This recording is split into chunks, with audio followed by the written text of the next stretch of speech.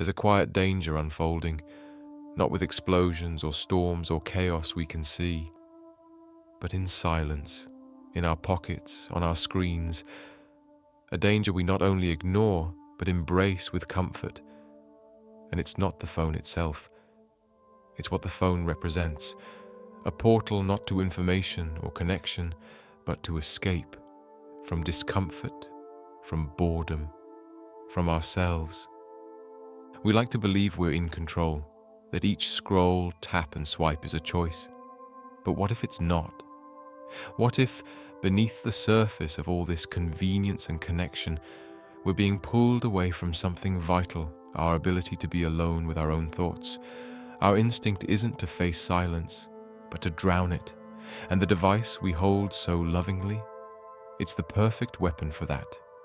In the year 2021, internal research leaked from a tech giant revealed something grim. They knew.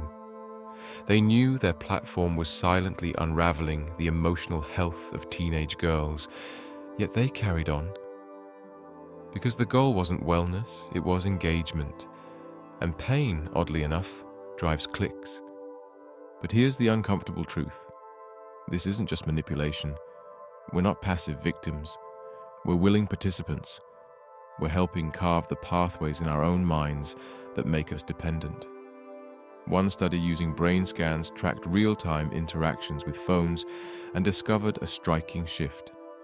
The more often people used social apps, the less capable their brains became of producing natural motivation chemicals like dopamine, not hypothetically, biologically.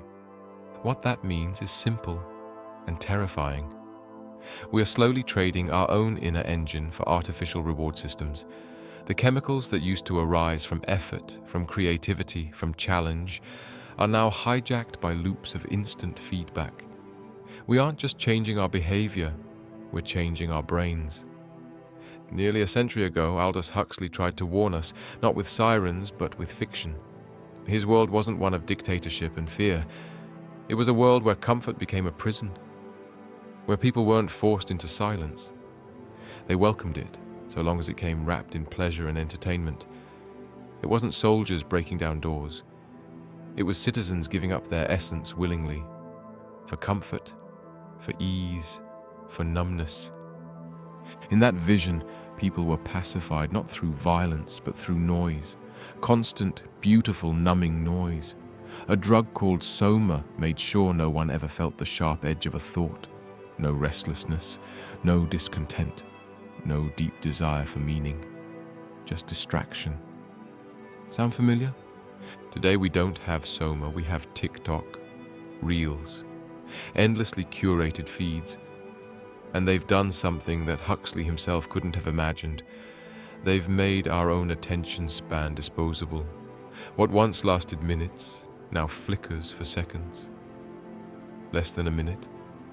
That's how long we can sit with a single idea before our minds reach for the next hit.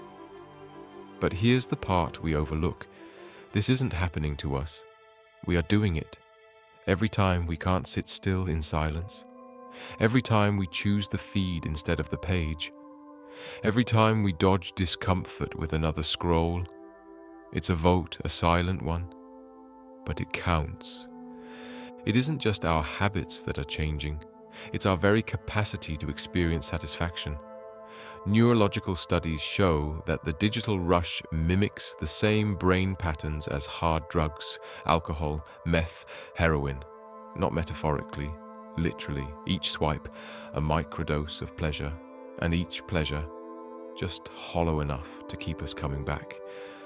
But if you really want to test this, here's a question. When did you last finish something challenging? Without checking your phone midway, a book, a long conversation, a project. If you can't remember, you're not alone. Most people can't.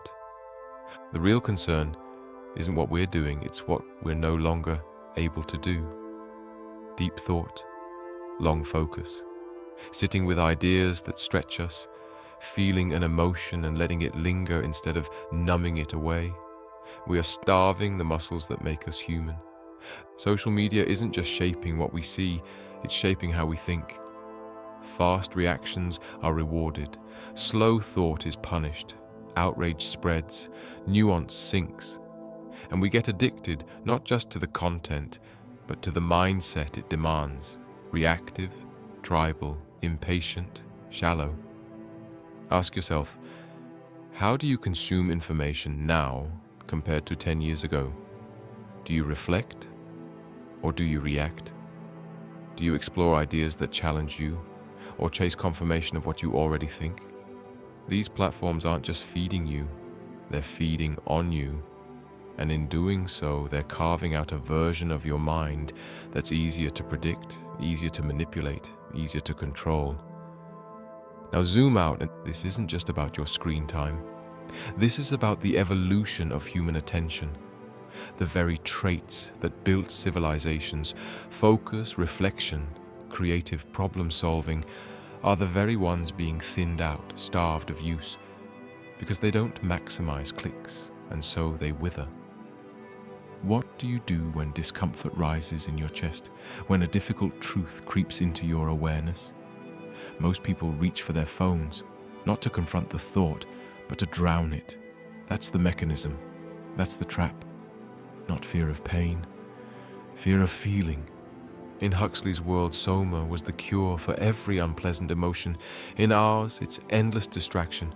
We don't have to think about our loneliness. We can scroll it away. We don't have to face our doubt. There's a quote or a meme to replace it. But the price of that relief? It's our ability to grow.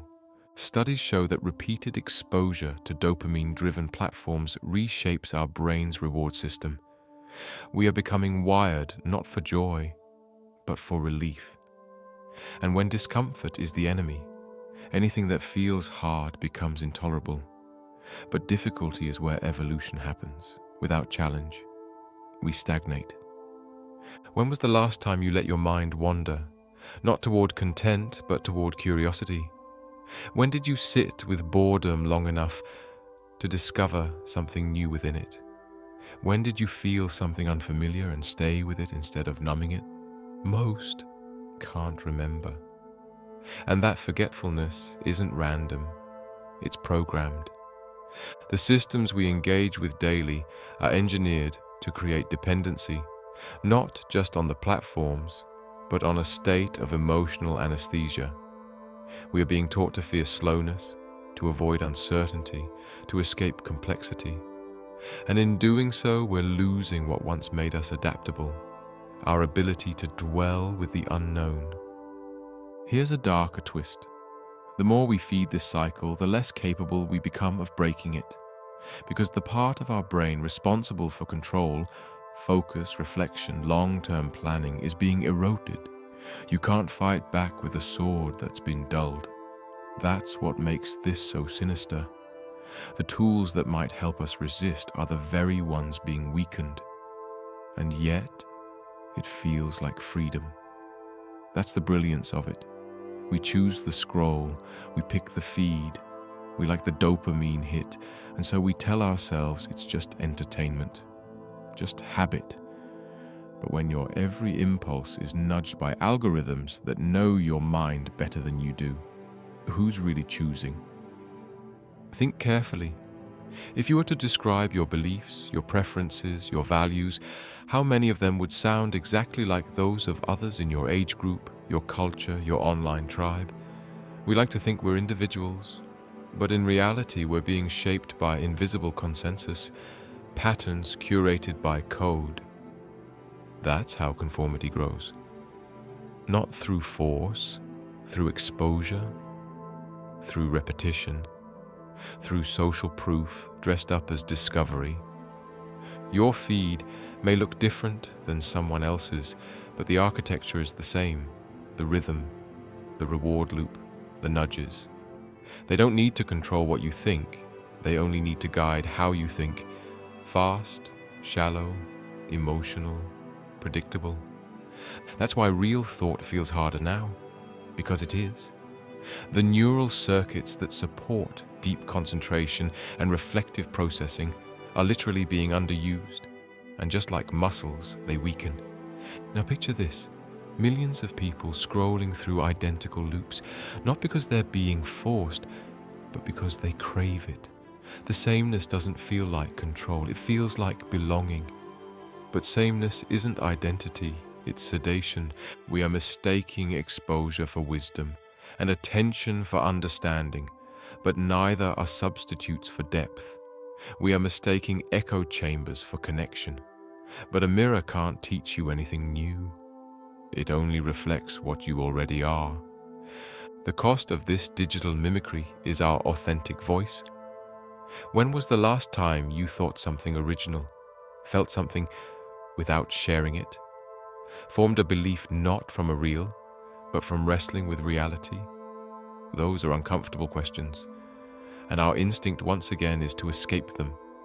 But that instinct is the very symptom this video is about. This isn't the extinction of our bodies. This is the soft erasure of our minds, of our capacity for presence, for self-examination, for stillness. And it's not just personal, it's collective. We are facing a pressure unlike anything evolution prepared us for. Systems that reward our worst impulses and punish our higher ones. Systems that dress addiction as empowerment. But here's the part that matters most. That pressure, it isn't fate. And that instinct to escape, it's not who we are, it's who we're becoming, unless we choose something else. The escape feels good, that much is true. But it's never been about the comfort, it's about what we're avoiding. We've trained ourselves to recoil from silence as if it's dangerous, not because silence itself harms us, but because in that stillness we come face to face with thoughts we've buried, truths we've sidestepped, parts of ourselves we don't want to meet. And the phone, it offers the perfect decoy, a moving image, a sound, a spark, just enough to pull us away from confronting anything real. The irony of all this is sharp. We call it connectivity, yet we've never been more fragmented. We label ourselves empowered, yet most of our choices are filtered through unseen systems, nudging us toward easy comfort instead of hard truth. This isn't a glitch in the system, it's the system working exactly as it was built, and we're feeding it. Every skipped conversation, every ignored feeling, every click that replaces contemplation. But the cost of that comfort is becoming impossible to ignore. We're not only losing depth, we're losing self-ownership, because a person who can't sit with their thoughts is easily redirected, easily influenced, easily controlled. The world no longer needs to impose authority when people willingly flee the discomfort of thinking for themselves. Imagine a generation that can't finish a sentence in their own mind without checking a device, one that finds unease in eye contact and terror in long silences. That's not dystopia. That's dinner tables right now. That's bedrooms, classrooms, offices, everywhere. The enemy isn't an outside force, it's our inability to be with ourselves. But there's something even more disturbing. We're not only giving away our attention, we're giving up our capacity to reflect. Neuroscience is already showing how repeated dopamine-seeking behavior from smartphones leads to weakened decision-making, emotional instability, and reduced self-regulation. The brain isn't just distracted, it's learning to crave distraction. And if you can't tolerate discomfort, you can't grow, you can't evolve. All progress, emotional, intellectual, spiritual, comes from engaging what's hard, not escaping it. But that muscle is atrophying, slowly, quietly, smiling all the while. You've probably felt it. That ache to check your phone when nothing's happening. That twitch in your brain during a pause in conversation. That strange urgency to fill every gap with noise. That's not natural. That's training. Not by accident, but by design. And the longer it continues, the harder it becomes to know who you are without the device reflecting back what it thinks you want to see. This is no longer just a conversation about technology. It's about identity. And addiction to the device is just a surface layer. Underneath it is a deeper addiction to escape, to avoidance, to constant stimulation that saves us from dealing with the complex chaos of being alive. And here's the tragedy. We believe we're choosing all of it. But how free is a choice if it's engineered? If it's crafted to be irresistible? If it plays on the exact chemicals that make decisions possible in the first place? Ask yourself this. When was the last time you sat with grief without numbing it? Or stared into your own confusion without trying to solve it with content? When did you last ask yourself who you've become, without defaulting to distraction? That's the heartbreak. We're not just addicted to scrolling, we're becoming allergic to stillness, to solitude, to the raw, unedited experience of life without a filter, without commentary, without curated perfection. And without that, something ancient begins to fade, the part of us that listens inward, that dreams without direction, that stares out the window not to avoid the world, but to rediscover it. Yet despite how heavy this all sounds, there is a way back. The brain, after all, is not made of stone. It's living, shifting, and astonishingly adaptable. The same mechanisms that led us here can also be used to return. Neuroplasticity isn't just a scientific term, it's hope in action. Researchers have found that stepping away from digital feedback loops for even short stretches, 2 weeks, 10 days, sometimes even less, can reawaken focus, sharpen memory, lift mood, and rekindle creativity. Not because the damage is undone instantly, but because the mind finally gets a break from the pressure to escape. When that pressure lifts, something remarkable happens. We start noticing again the air, the texture of thought, the feeling of ideas that aren't dressed up as trends, and maybe most importantly, we begin to rebuild the strength to stay, to sit with an idea long enough that it reveals more than its headline, to sit with a feeling long enough that it teaches us something. That's not regression, that's healing. It won't happen by accident. You have to choose it. You have to want your attention back more than you want to be comfortable. And that's hard, because comfort is easy to sell. Freedom isn't. Discipline never is. But it's the only path to becoming something more than a reaction machine. It's the only way to reclaim your mind. And there are tools to help you if you use them not to escape but to restore. Apps that limit impulse scrolling, devices that block distractions, routines that reintroduce boredom as a necessary nutrient for thought. Even physical spaces, rooms without screens, mornings without notifications, nights spent in conversation rather than consumption.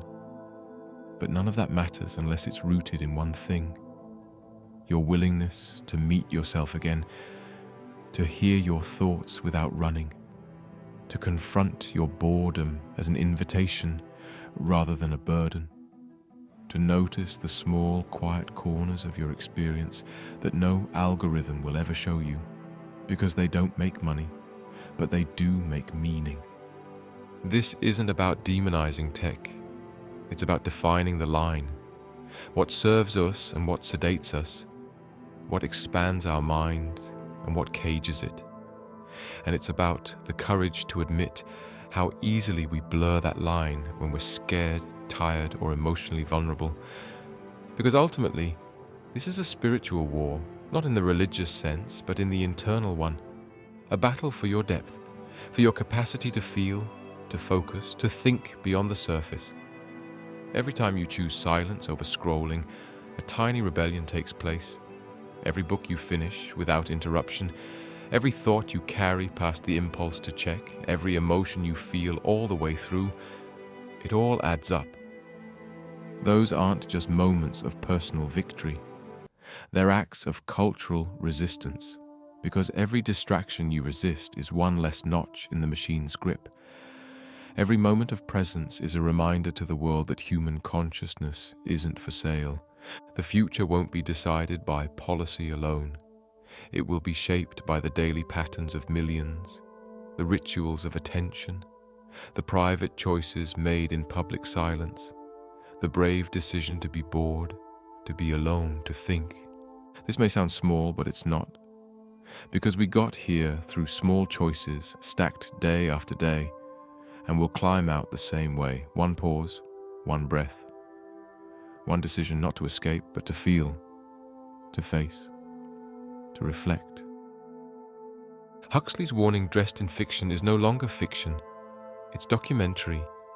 And while he may not have foreseen touchscreens or dopamine receptors, he understood something deeper.